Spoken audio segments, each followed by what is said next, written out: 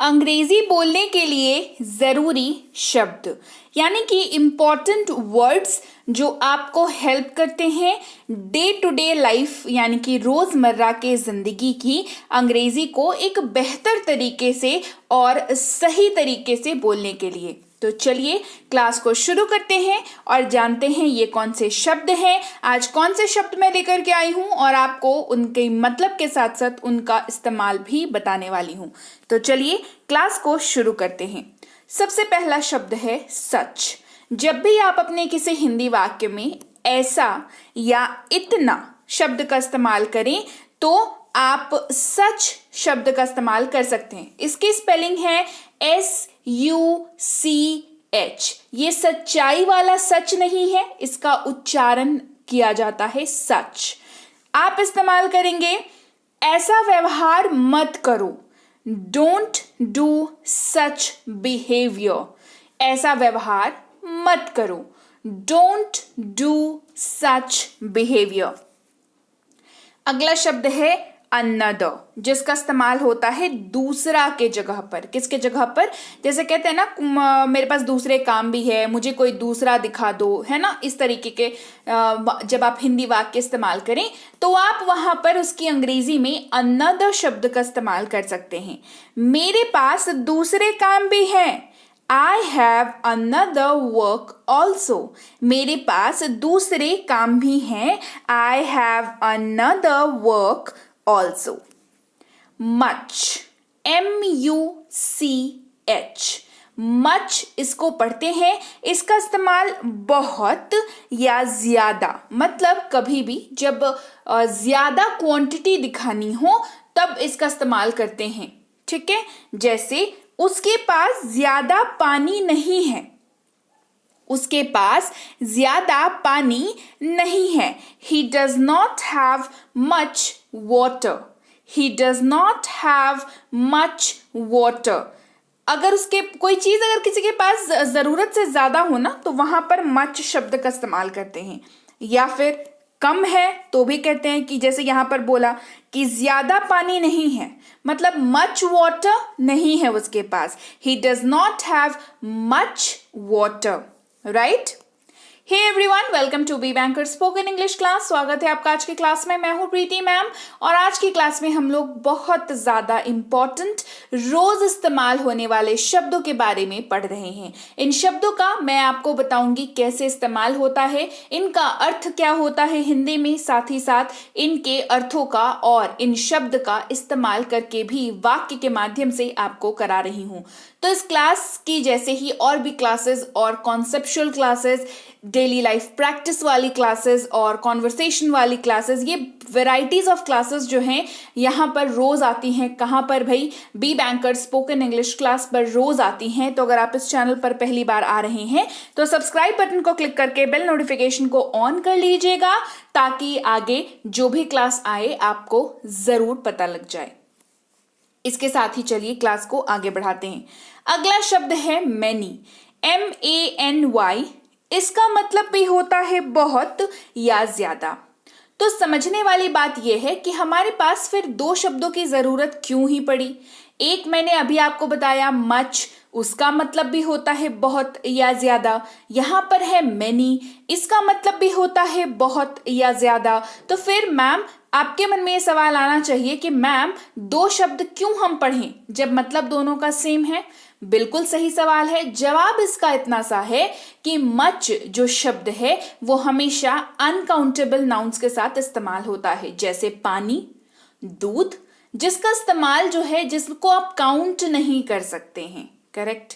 Many जो है वो ऐसे शब्दों के साथ इस्तेमाल होते हैं जिसे गिन सकते हैं, जैसे फ्रेंड्स। आपके कितने सारे दोस्त हैं भाई? मेरे तो बहुत सारे दोस्त हैं, नीरज है, प्रियंका है ना। इस तरीके से गिनते हैं हम लोग। तो जहां पर गिन सकते हैं वहां पर मैनी का इस्तेमाल करेंगे और जहां पर नहीं गिन सकते हैं वहां पर मच का इस्तेमाल करेंगे।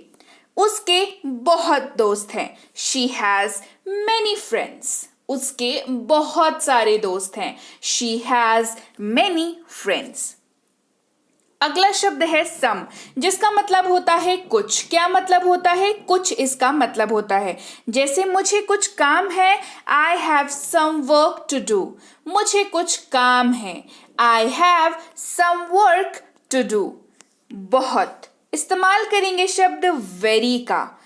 ये आप वाक्य में इस्तेमाल करते हैं थोड़ा जोर डालने के लिए। जैसे वे बहुत व्यस्त हैं, दे आर वेरी बिजी। देखिए इस वाक्य को दो तरीके से आप कह सकते हैं। सबसे पहला होता कि वे व्यस्त हैं, सिंपल सा इसका ट्रांसलेशन होता दे आर बिजी।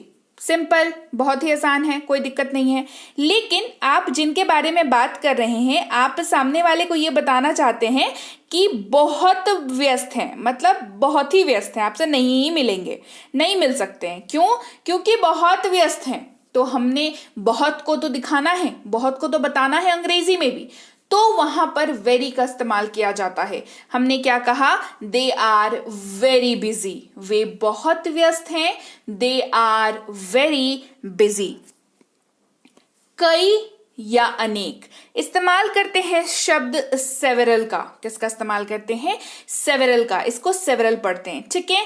वह कई बार मेरे घर आई, she came my home several times. वह कई बार, बहुत बार, अनेक बार मेरे घर आई, she came my home several times. आगे बढ़ते हैं अ लॉट ऑफ। जब आपको कहना हो, आप अपने किसी हिंदी वाक्य में इस्तेमाल कर रहे हो बहुत सारा, क्या इस्तेमाल कर रहे हो, या आपकी आपकी जो मंशा है उस वाक्य में कहने की, बैकग्राउंड में जो आपका चल रहा है कि बहुत सारा आप कहना चाहते हैं, तो अंग्रेजी में इस्तेमाल करेंगे a lot of. A lot of. वहां बहुत सारी दुकानें हैं, there is a lot of shops there. वहां बहुत सारी दुकानें हैं, there is a lot of shops. इसका इस्तेमाल कर सकते हैं, ठीक है। बढ़ते हैं आगे। अगला शब्द है कोई, जिसकी अंग्रेजी होती है एनी। क्या होता है? एनी। उसके पास कोई आइडिया नहीं है, he doesn't have any idea। उसके पास कोई आइडिया नहीं है, he doesn't have any idea। पर आपके पास तो आइडिया बेशक है ये तीनों ई बुक्स अपने लिए प्राप्त करने का। नीचे जो वेबसाइट दिख रही है www. इसको अपने मोबाइल ब्राउजर पर टाइप करें, सर्च करें ये तीनों e books, mini spoken English course, tenses की फुल कॉन्सेप्ट ई बुक और बेसिक प्लस स्पोकन इंग्लिश की कोर्स और इसकी ई बुक आपका कर रही है इंतजार। तो इस वेबसाइट पर जाकर के तीनों के तीनों ई बुक्स को आप एक साथ अपने लिए अपनी मोबाइल पर डाउनलोड कर सकते हैं। चलिए क्लास को आगे बढ़ाएं। अगला शब्द है काफी या पर्याप्त। जब कोई ऐसी चीज जो संतुष्टि लायक आपके पास है, या आप ऐसा कहना चाहते हैं कि काफी है, मतलब आप इस्तेमाल करेंगे शब्द इनफ का। किसका इस्तेमाल करेंगे? इनफ का। उसके पास पर्याप्त पैसा है, ही हैज इनफ मनी। उसके पास पर्याप्त पैसा है, he has enough money। बढ़ते हैं आगे। सब या सारा, इस्तेमाल करेंगे शब्द all का। किसका इस्तेमाल करेंगे? all का। मेरे पास सारे नोट हैं, I have all the notes। यहां पर कहने का मतलब है पूरी दुनिया का नोट उसके पास नहीं है। वो ये कहना चाह रहा है या चाह रही है कि जितने भी डिनोमिनेशंस के नोट होते हैं, जैसे 10 का, 20 का, 5 का, 100 का, 500 का, 2000 का, जितने भी नोट हैं वो सारे उसके पास है। I have all the notes। बढ़ते हैं आगे। अगला शब्द है ए। इसको अ भी पढ़ते हैं डिपेंडिंग कि आप सेंटेंस कौन सा बोल रहे हैं, लेकिन दोनों ही सूरतों में इसका जो मतलब है वो होता है एक। क्या होता है? एक। जब आप किसी वाक्य में एक क्वांटिटी को विजिबल तौर से या इनविजिबल तौर से, मतलब डायरेक्टली या इनडायरेक्टली क्वांटिटी एक की बात करते हैं, तो हम इस्तेमाल करते हैं शब्द अ का। जैसे यह एक कार है, दिस इज अ कार। यह एक कार है, दिस इज अ कार। ध्यान रखिएगा, ए का इस्तेमाल आप वॉवल्स को छोड़ करके बाकी सबके साथ कर सकते हैं। बाकी कॉन्सोनेंट्स हमारे पास बचते हैं, वॉवल्स निकाल देंगे तो, है ना। तो ए, ई, U ये जो है ये वॉवल कहलाते हैं। आई होप आपको पता है, आई एम श्योर आपको पता है। और अगर आपने अभी तक जो रीडिंग वाली क्लासेस हैं वो नहीं कर रहे हैं अभी तक, तो डिस्क्रिप्शन बॉक्स में लिंक है, जाइए और देखिए कि रीडिंग वाले क्लासेस में कैसे आपको समझ में आएगा कि कैसे वॉवल्स पर बेस्ड शब्द बनते हैं और कैसे आगे जाकर के आप उन पर ही बेस्ड वाक्य बना पाते हैं। ठीक है, तो चलिए, AEIOU जो है वो वॉवल्स कहलाता है और इसके साथ ए का इस्तेमाल नहीं किया जाता है। तो भाई अगर वॉवल्स के साथ वर्ड स्टार्ट हो रहा हो और हमें मैम ने बता दिया ए का इस्तेमाल नहीं करना है, तो क्या इस्तेमाल करेंगे हम? वहां पर इस्तेमाल करेंगे शब्द एन का। याद रखिए, ऐसे किसी भी शब्द के पहले जो या तो वॉवल से स्टार्ट हो रहा हो या तो उच्चारण उसका ऐसा सुनाई दे रहा हो कि वॉवल है, तो उसके पहले आप लगाएंगे एन। क्या लगाएंगे? एन। और मतलब एन का भी होता है एक। ठीक है, जैसे वह एक कलाकार है, ही इज एन आर्टिस्ट। वह एक कलाकार है, ही इज एन आर्टिस्ट। बढ़ते हैं आगे। वो सब यानी कि दोज, THOSE, इसको दोज पढ़ते हैं और इसका मतलब होता है वो सब। जैसे वो सब मेरी किताबें हैं, दोज आर माई बुक्स। वो सब मेरी किताबें हैं, दोज आर माई बुक्स। वो सब किताबें तुम्हारी हैं, those books are yours. Those books are yours.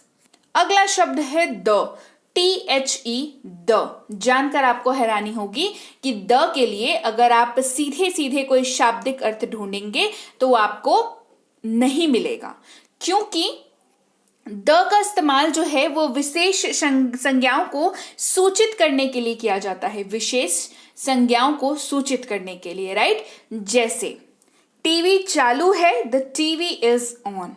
ध्यान देने वाली बात यह है कि आप जिस टीवी की बात कर रहे हैं वो टीवी चालू है। इस दुनिया का हर टीवी चालू नहीं है। तो जब आप किसी एक पर्टिकुलर चीज की बात करें, क्या कहा? विशेष संज्ञाओं को सूचित करने के लिए आप एक पर्टिकुलर टीवी की बात कर रहे हैं, तो वहां पर हमने उसके पहले द लगाना है।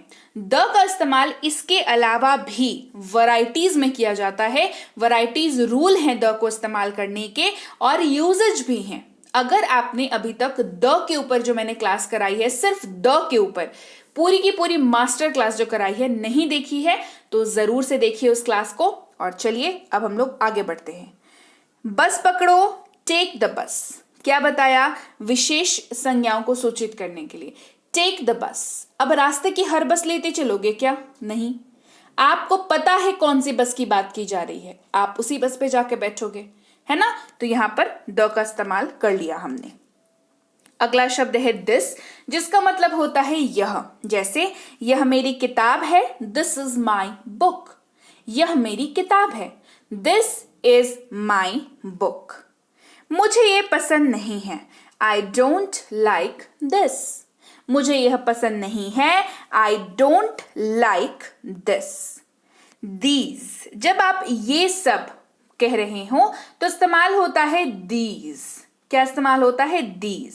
ये सब मेरी किताबें हैं, दीज आर माई बुक्स। ये सब मेरी किताबें हैं, दीज आर माई बुक्स। ये सब, दीज का ही इस्तेमाल एक अलग तरीके से। ये सब चीजें मेरी नहीं हैं, दीज थिंग्स आंट माइन। ये सब चीजें मेरी नहीं हैं, दीज थिंग्स आंट माइन। अगला शब्द है दैट, जिसका इस्तेमाल होता है वह के तौर पर। कहां पर इस्तेमाल होता है? वाक्य में वह के तौर पर इस्तेमाल होता है। जैसे वह मेरी है, दैट्स माइन। वह मेरी है, दैट्स माइन, या that is mine. That is he apostrophe जब लग जाता है तो दैट्स बन जाता है, और दैट्स जब टूटता है तो दैट इज बन जाता है। तो बोथ आर सेम। आप दोनों में से दैट्स या दैट इज किसी का भी इस्तेमाल कर सकते हैं। वह मेरी किताब है, दैट इज माई बुक। वह मेरी किताब है, दैट इज माई बुक। ये वाक्य कैसे बोलते हैं? जरा सा पॉइंट आउट करके दिखाते हैं कि देखो वो वाली किताब मेरी है, यानी कि दैट इज माई बुक। इस तरीके से सांकेतिक रूप से जब आप किसी चीज को ऐसे बता रहे हो कि वो मेरा है, वो उसका है, तो वहां पर दैट का इस्तेमाल वह की जगह पर किया जाता है, राइट। तो चलिए भाई, ये थी आज की क्लास जहां पर हमने रोज इस्तेमाल वाले होने वाले शब्द तो पढ़े, पर ये ऐसे शब्द हैं जो बहुत ज्यादा इंपॉर्टेंट भी हैं। ये रैंडमली मतलब ऐसे ही शब्द नहीं है, ये इनका अपना एक अर्थ है जो वाक्य में काफी इंपॉर्टेंट होता है, और वाक्य में इसका यूजेज जो है वो अलग वाक्य में अलग तरीके से होता है। तो ये वर्ड्स जो हैं, वर्ड्स तो हैं ये, पर बहुत इंपॉर्टेंट वर्ड्स की कैटेगरी यानी कि सूची में आ जाते हैं। तो क्लास आपको कैसी लगी ये कमेंट करके मुझे जरूर बताएं। क्लास यहीं तक है आज की। क्लास बढ़िया लगी है तो क्लास को लाइक करना है, क्लास को शेयर करना है।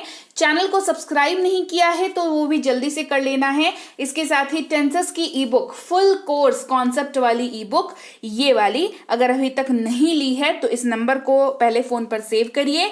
इस नंबर के जरिए व्हाट्सएप ग्रुप को ज्वाइन करिए, इस नंबर के जरिए टेलीग्राम चैनल को ज्वाइन करिए, और उसके बाद ये ई बुक आपको कैसे मिल सकती है इसकी जानकारी आपको टेलीग्राम नहीं तो व्हाट्सएप पर मिल जाएगी। बेसिक प्लस स्पोकन इंग्लिश की ई बुक और इसकी फ्री कोर्स कैसे मिल सकती है इसकी जानकारी भी टेलीग्राम नहीं तो व्हाट्सएप पर मिल जाएगी। मिनी स्पोकन इंग्लिश कोर्स और इसकी ई बुक के लिए भी आप टेलीग्राम नहीं तो व्हाट्सएप पर जो है वो पूछ सकते हैं कि कैसे आपको मिल सकती है। तीनों किताबें अगर आपको एक जगह पर चाहिए तो आप इस वेबसाइट पर जा सकते हैं www.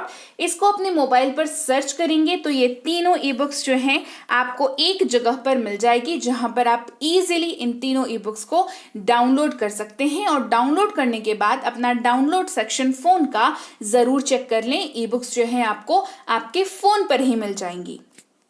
आप हमारा व्हाट्सएप ग्रुप जरूर ज्वाइन कर लें, जिसका जो लिंक है वो रोज सुबह स्टेटस पे लगा दिया जाता है, व्हाट्सएप के स्टेटस पे। वहां से आप सीधे सीधे लिंक को क्लिक करके व्हाट्सएप ग्रुप को ज्वाइन कर सकते हैं। टेलीग्राम चैनल को ज्वाइन करने के लिए या तो इस लिंक का उपयोग आप कर सकते हैं या इस नंबर का उपयोग कर सकते हैं। दो बातों का ख्याल रखेंगे टेलीग्राम को ज्वाइन करने से पहले। सबसे पहली चीज, टेलीग्राम पर आपको बी बैंकर एजुकेशन सोल्यूशन के नाम से चैनल दिखाई देगा। दूसरी चीज, उसमें 18,000 से ज्यादा सब्सक्राइबर्स होंगे। तीसरी चीज, उसमें मेरा नाम कहीं पर भी नहीं होगा।